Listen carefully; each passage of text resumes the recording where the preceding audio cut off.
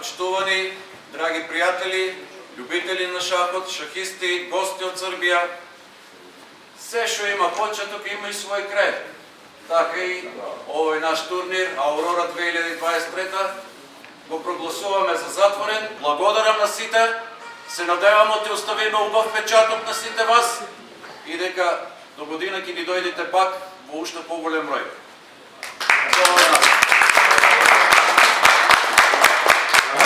Драги слушатели, се наоѓаме во Негорски бањи во Гевгелија во хотел Кала, кај се одржа турнирот Аурора 2023 година во организација на Шахскиот клуб во Гевгелија и Сдруженијето на слепи лица од Гевгелија. Со нас е секретарот на Спортската федерација на Република Македонија и председателот на Сдруженијето на слепи лица од Краљево, господин Ранко и Лазар. Добре дојдовте. Прво, за секретарот, организација на шахски турнир за слепи лица не е мала работа. Може ли да опишете, господин Трајков, процесот на планирање и остварување на ваквиот настан? Добро. Пред 3 години ние започнаме со организирање на шаховски турнир за слепи и слабовидни лица. Тоа беше како една идеја и искрено да ви кажам, не очекував оти за толку краток период ќе дојдеме на сега ова ниво кое моментално сме. Значи почнавме со локално, регионално 13 шахисти и за 2 години веќе дојдовме до една убава бројка, завидна бројка на шахисти, така да прераснавме дури во меѓународен турнир и оваа година имавме тука и Ранко и гости од Србија, од Краљево, од Ниш, од Белград, од секаде. Така да мислам дека е тоа и текако задоволувачки. Иначе што се однесува за организација, да, дефинитивно, значи еден ваков настан треба буквално да се обмисли и тоа одзема и време, одзема и енергија. Значи 2 месеци се спремавме, значи со барење спонзори, знаете во државата многу ситуацијата финансиска за клубовите е тешка, па морам во оваа прилика да се заблагодарам на сите тие наши спонзори од општина Гевгелија до Вори, Колти Хидропласт, Спајдер, Бегови, тоа е фондација, има Випро, Риго, ако некој заборев, нека ми прости. Значи, многу им сум благодарен, се надам дека таа соработа ќе продолжи следните години и дека овој турнир ќе го успееме да го направиме и балкански и, дај Боже, и европски. Што ја мотивира вашата организација да креира платформа за слепи шахисти да ги покажат своите таленти? Едноставно сакаме младите да ги отргнеме од ова модерно сега денешно општество, како да кажам, телефонија, лаптопи, компјутери и сакаме да ги мотивираме да спортуваат малку. Значи покрај шахот ние имаме и голбал, имаме и атлетика, така да се трудиме децата да ги мотивираме. Значи шахот е една многу убава игра, еден, ајде да не кажам така, природно-математички факултет го споредуваат со шахот, така да децата со тоа едноставно ја развиваат својата логика, својата ментална кондиција, фокус, концентрација, така да многу предности има во ова со спортување. Според вас како секретар, како вид на влијание верувате дека има овој турнир врз слепата заедница воопшто во Македонија, во Србија, во цела бивша Југославија, така да се изразам? Можам да кажам, секако е многу убав настан, значи се поттикнува дружење, се поттикнува еден надпреварувачки дух, се зближуваат луѓето, се остваруваат контакти. Значи, со еден збор, чувството е многу убаво, значи кога се игра, поготово вака меѓународно, секаде кој има луѓе, мора да потенцирам дека и од цела Македонија имавме луѓе, не е само од Србија. Значи немаше град од кој немавме присутен, буквално. Така да тоа е едно дружење, мислам, не е опишливо, значи Супер. Сега, питање за гостин. Можете ли да споделите ваше приметбе за раст за шах за слепим лица у Србiji и потешкоче koje stoje pred igrači i organizacije? Ja bih se pre svega zahvalio organizatorima. Mi smo prvi put ovde i zaista smo počastvovani dočekom. Ovo zaista preraslo neko prijateljstvo. Ja se iskreno nadam da ćemo imati čast da se revanširamo u decembru kada mi organizujemo turnir. I mislim da ono što je Laza i rekao, da je ovo pre svega jedno druženje, da se ljudi slepi izvuku iz svojih kuća, da se osjete kao korisni članovi društva, a i šah je zaista jedna sportska aktivnost koja je veoma zastupljena kod slepih ljudi i jedan od retkih, da kažem, dok se može nazvati sportom, gde slepa lica mogu potpuno ravnopravno da se takmiče sa drugim osobama i mislim da razvojem šaha u Srbiji, ako mi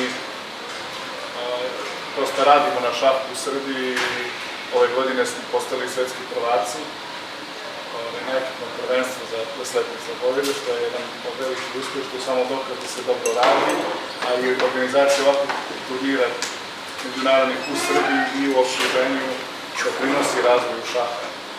I sve više je ljudi sa kategorijama, sa titulama, mislim da je to dobro, a ono što je po meni najbolje u celoj priči je to neko, što ja kažem, treće poluvreme kada se družimo lično uz muziku i mnogo je lepo kada se steknu ta prijateljstva između ljudi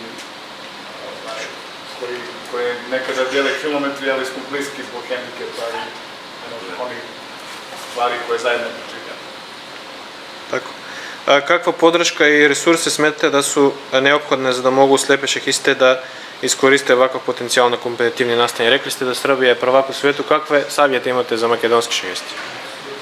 За Македонска федерација, рецимо. Mislim da je Makedonija počela, kada su izabrali novo rukovodstvo Nacionalnog sportskog saveza, pre nekoliko meseci. Par meseci. Oni su negde, da kažem, počeli da rade, treba da se motivišu mladi ljudi, da se uključe i prosto profesionalno, da imaju selektora, trenera koji bi radio sa njima i onda rezultati ne mogu. Da kažem, neće izostati sigurno. Makedonija je bila prošle godine domaćin šahovske olimpijade za slepe na Ohridu i mislim da je to dokaz da se u Makedoniji dobro radi, jedan podstrek za dalje i mislim da veoma brzo ovako nastave da će makedonska reprezentacija biti neke prve tri u Evropi. Да. Ovo je jedno od zadnjih pitanja, ali za пошироката публика. Ево, можете ли да у игра која визуализација игра круцијална улога, како се слеп шахист поднесува се комплексна состојба на табли, за да свате луѓе кои видат? И како ги планирате потезите без да видите таблата?